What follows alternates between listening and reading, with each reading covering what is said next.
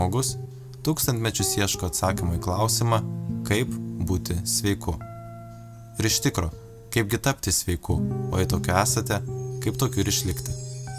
Kaipgi padėti savo artimiesiems susigrąžinti prarastą sveikatą. Kaip pagimdyti sveikus vaikus ir užauginti, išauklėti juos taip, kad ateityje jie nesirgtų.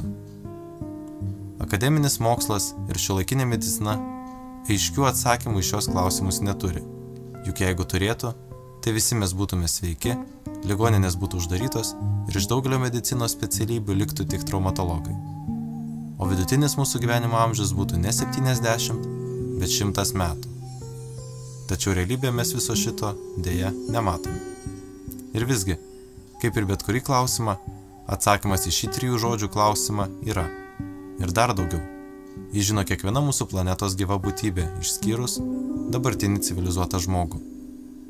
Jei jūs pažvelgsite į laukinius gyvūnus, jie neturi savyje tiek ligų, kiek dabartinis mūsų kultūros žmogus. Taigi, jei atsakymas į pradžioje užduotą klausimą yra, tai pabandykime suvokti, kur jis. Neatskiriamas geros sveikatos atributas yra ilga gyvenimo trukmė. Tai kiekgi turi gyventi sveikas žmogus? Pažiūrėkime, ką šią temą kalba mokslininkai. Žmogus turi gyventi 150 metų. Mirti iki 150 metų laikau prievartine. Kuogi pagrįsti šie pareiškimai? Argumentų yra pakankamai. Keletas iš jų. Žinduolio gyvenimo trukmė lygi jo augimo trukmei nuo gimimo iki subrendimo, padauginta vidutiniškai iš 6.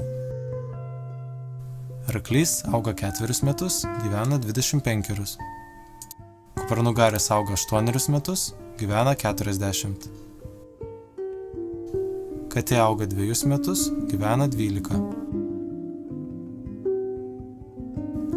Žmogus auga 20 metų, gyvena. Kiekgi jis turėtų gyventi? Vidutiniškai 120 metų.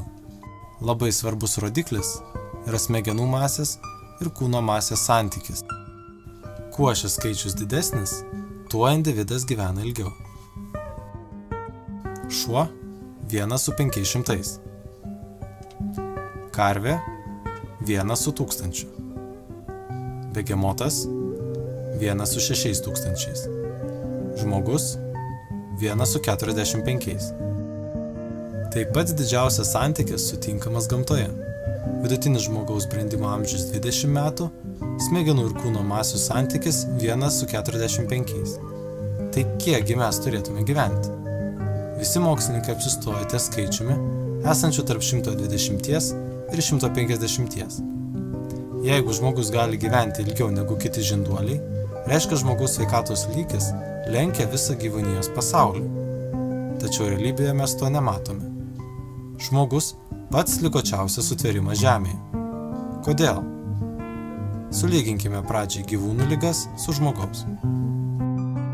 Ligų, dažniausiai pasitaikančių laukinėje gamtoje, pavyzdžiai. Infekcinės, pavyzdžiui pasiutligė.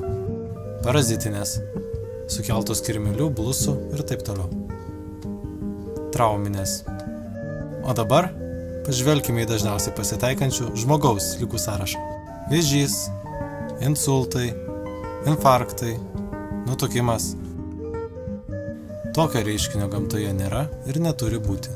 Bet jeigu jūs nesergate diabetu ar nutukimu, tai yra tokie susirgimai, kuriais serga beveik visi išsivysčiusių šalių žmonės. Vienas iš tokių susirgimų – kariesas. Laukinėje gamtoje tokio reiškinio nebūna. Vienos rūšies atstovai visada atrodo vienodai. Arklių kaimenė, vilkų gauja, flamingų būrys, kuris atrodo tarsi išpjautas pagal trafaretą. Ir tik žmonės gali skirti savo svoriu 10 kartų. Žmogaus svoris gali svyruoti nuo 40 iki 400 kg. Esant vienodam skeletui, gyvūnai atrodo vienodai. Pavyzdžiui, arkliai, turintys vienodą skeletą, ir atrodo vienodai. Žmogaus skeletai praktiškai irgi yra vienodi. Skeleto svoris – vyro 10 kg, moters 8 kg. Paklaida – +-10%.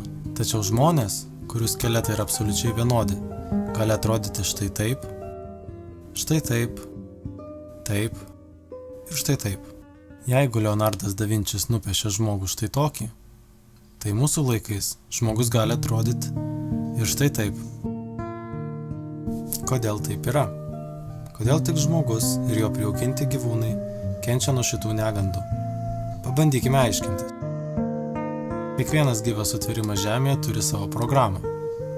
Gimimas, brendimas, dauginimasis, senėjimas, mirtis, suirimas. Programos įvykdymui būtina laikytis naudojimo instrukcijos nurodymų, kurie atrodo taip. Kur gyventi, su kuo draugauti, o ko bijoti, kur ir kada palikti palikuonis, kuo maitintis, ką gerti. Ligos – tai nukrypimo nuo programos indikatorius. Ligos – tai instrukcijos pažeidimai. Duodame pavyzdį. Mes valgysime ananasus, ar tu sutinki mano papaliuk? Škiperiai, žiūrėkite, panašu, kad tai pavojaus signalas. Kaitinimo lemputė rodo darbo sutrikimus. O, vaizdelis gražus, užbūrintis. Irgi teisinga. Taip, prikolas, instrukcija. Problema finito. Škiperiai, baigėsi kuras. Kodėl tu taip nusprendei? Pirmasis variklis atsisakė. Ir antrasis jau nustojo suktis. Prisisek. Užmerk akytes, lelyte, bus baisoka. Dėmesio, kalba laivo vadas. Yra gera žinia ir bloga. Gera, kad tuoj leisimės. Bloga, kad nusileidimas stipriai avarinis. Žaisminga, ar ne?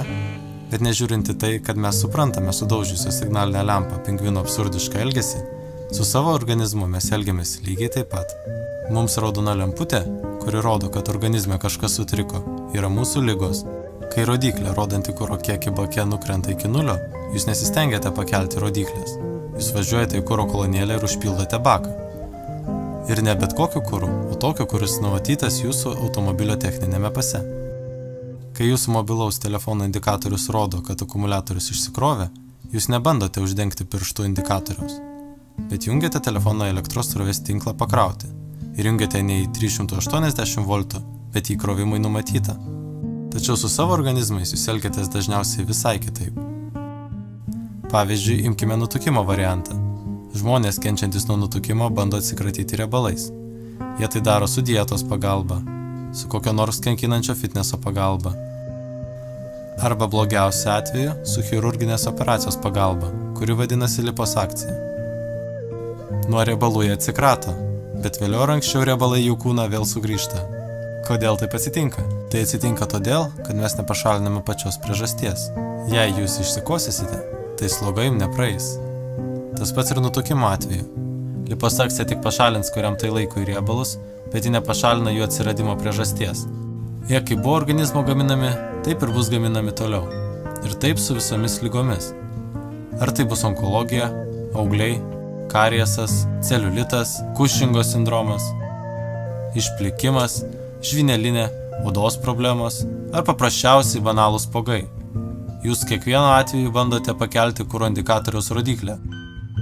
Jūs kiekvienu atveju uždenginėjate pirštų nusėdusio akumuliatoriaus indikatorių. Jūs bandote pašalinti pasekmes, kurias gydytojai vardija kaip ligas, bet ne pačias priežastis. Kodėl? Kodėl taip elgiatės? Todėl, kad jūs įpratote remtis tuo, ką jums kalba šiuolaikinė medicina. Bet pati medicina lig šiol negali suprasti beveik visų susirgimų priežasčių. Ir tikrai, jei medikai suprastų, kur yra ligų priežastis, tai visi mes jau seniai būtume sveiki. Bet vietoj sveikatos, mes iš jos gauname vis naujas ligas. Ir kiekvieną dieną medicinos žinynai vis storėja ir storėja.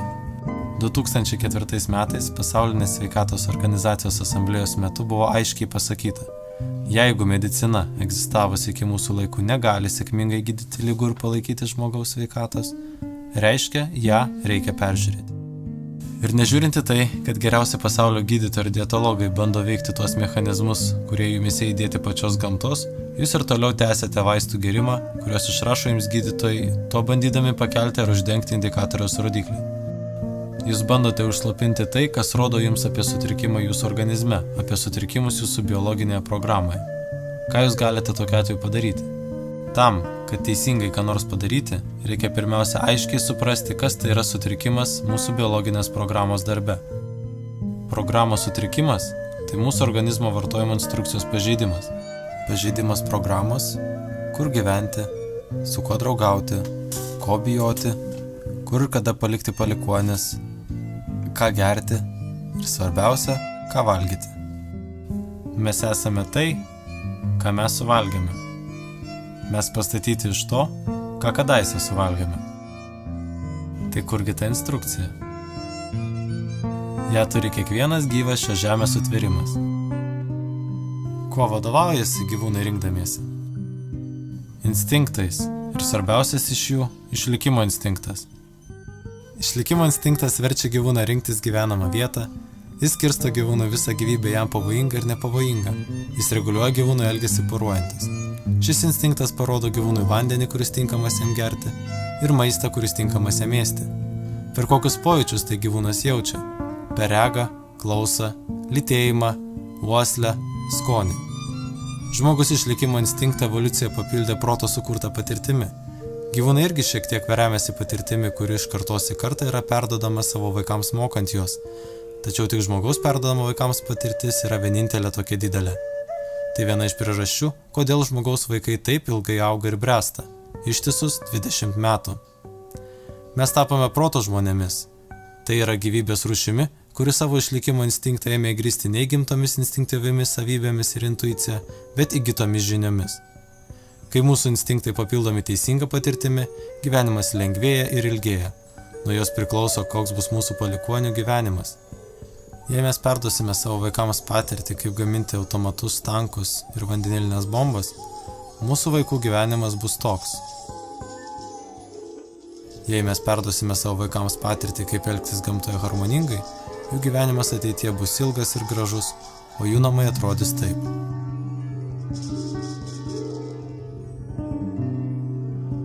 Norint išlikti sveikam, galima vykdant gamtos mūsų rašytą programą, kur gyventi, su kuo draugauti, ko bijoti, kur ir kada palikti palikuonis, ką gerti, kuo maitintis, vadovautis intuicija ir likusiais 5 pojūčiais.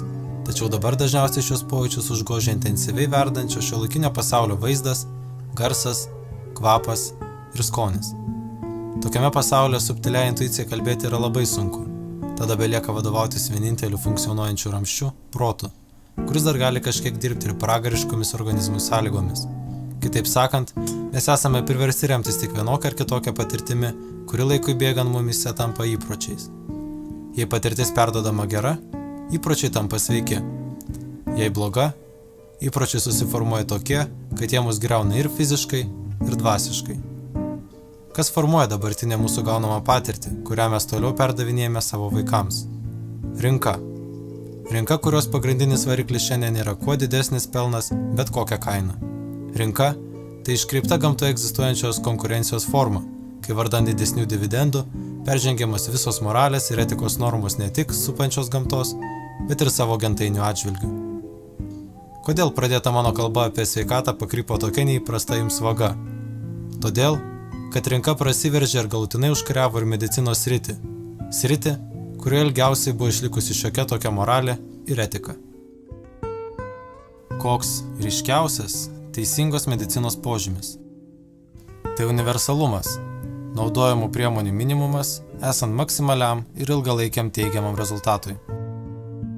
Ar dabartinė medicina atitinka tokius požymius?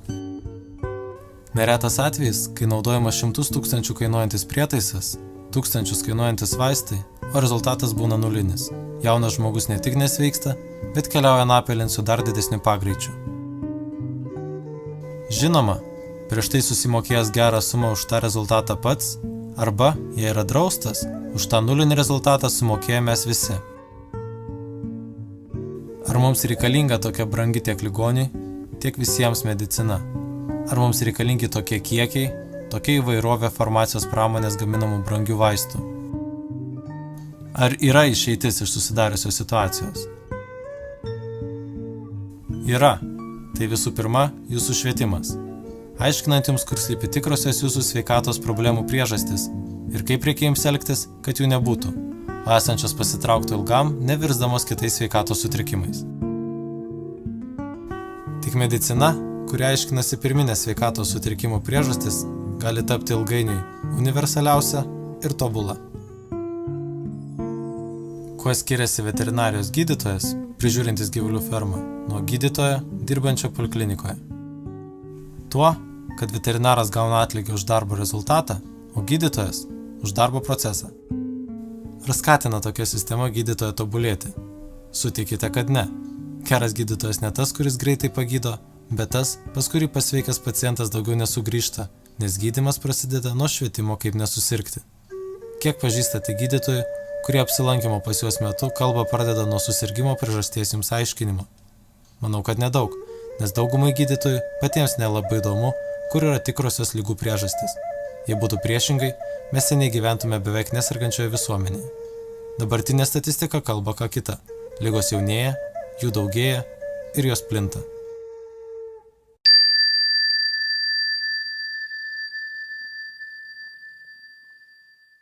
Negalima organizmo pagydyti iš pašalies. Tai padaryti gali tik pats organizmas, o jūs galite tik sudaryti jam sąlygas. Jei tam jums trūksta žinių, jas suteikti jums gali kas nors, kas jau yra išsiaiškinęs, kur yra pirminės sveikatos sutrikimų priežastys. Nebūtinai tai turi būti gydytojas. Tai gali būti ir žmogus, kuris šį aiškinimąsi kelią jau nuėjo. Gydytojas reikalingas tik tuomet, kai vyksta trauma, kai reikia pašalinti netikusį tėvų genetinį palikimą, ar liga tokioje stadijoje, kai yra grėsmė gyvybei. Iš tikrųjų, organizme joks ligų gydymasis nevyksta, tačiau vyksta savireguliacijos procesai įtakojant vidiniams ir išoriniams faktoriams. Tuomet, kai organizmas mažai išsibalansavęs, šis procesas vyksta greitai, žmogus sveikata gerėja sparčiai. Jei procesas lėtas, organizme yra daug didelių disbalansų ir pradžioje savijauta blogėja, nes persitvarkymo metu, kai pajuda reikalai geryn, organizme ima aktyviai vykti cheminės ir fotocheminės reakcijos, o tik po to, iš lėto, savijauta keičiasi į gerąją pusę. Jei organizmui nepavyksta susiderinti vykstančių fiziologinių procesų, tokią būseną gydytojai vardija kaip chronišką ligą, kuri netaip jau retai gydytojai vardijama kaip nepagydoma. Tokiais atvejais siūlomi tik simptomus šalinantis vaistai iki gyvenimo pabaigos. Jei organizmas negali susiderinti vykstančių procesų, tuomet ta pabaiga artėja dideliais žingsniais. Kaip atskirti, kuri medicina yra universalioji ir veikianti pirminės priežastis, o kuri tik šalinanti simptomus ir įtakojanti tik tarpinius priežasčių variantus? Jeigu jūsų pasirinktas gyvenimo būdas, reguliacijos metodika ar gydymas ieško atsakymų į tuos pradžioje filmo įvardintus 5 klausimus, tuomet jūsų pasirinkimas daugiau ar mažiau yra teisingas. Jei nei vienas šį klausimą nebandoma ieškoti atsakymų, tuomet esate ne tame kelyje, kuris nuves į gerą sveikatą ilgam laikui. Neturime minti atvejų, kai jūs esate stipriai fiziškai traumuotas, turite įgimtą ydą arba esate tokioje stadijoje, kai būtinas chirurginis įsikišimas, ar reikalinga gydytojo pagalba sunkiai apsinuodijus.